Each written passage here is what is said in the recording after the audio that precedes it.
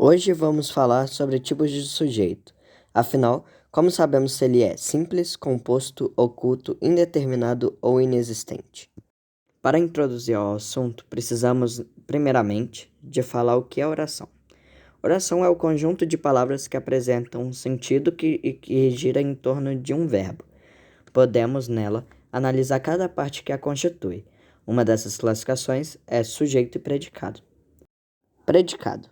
É no predicado que encontramos as informações sobre o sujeito, é o que se diz sobre o sujeito. No caso da oração eu comi uma pizza seria o predicado, já que o sujeito é eu e comi uma pizza é o que se diz sobre o sujeito. Para classificar o sujeito, precisamos saber o que ele é. Sujeito é a parte da oração responsável por ser o quem, a parte sobre a qual se faz uma declaração. Nele temos o núcleo, que é a parte mais importante. Quando o sujeito tem apenas um núcleo, ele é definido como simples. Um exemplo disso é na oração eu comi uma pizza. Nela, quem come uma pizza é eu. Logo, é o sujeito e como tem apenas uma parte mais importante, o núcleo, é definido como sujeito simples. O sujeito composto é definido quando o sujeito tem dois ou mais núcleos.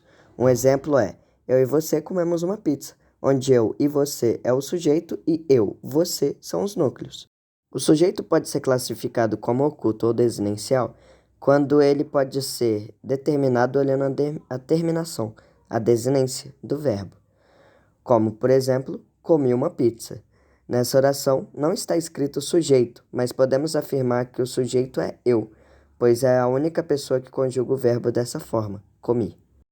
O sujeito indeterminado é parecido com o oculto, mas atenção, essa classificação só está presente na terceira pessoa do plural, e quando o sujeito não está escrito na frase. Um exemplo é, roubaram a padaria. Observe que o verbo está na terceira pessoa do plural, mas não consigo dizer quem executou a ação de roubar a padaria, diferentemente do sujeito desinencial. O sujeito de uma oração é inexistente quando não existe um ser que executa a ação do verbo da oração. Ela simplesmente acontece.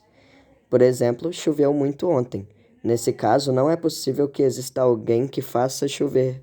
Simplesmente acontece.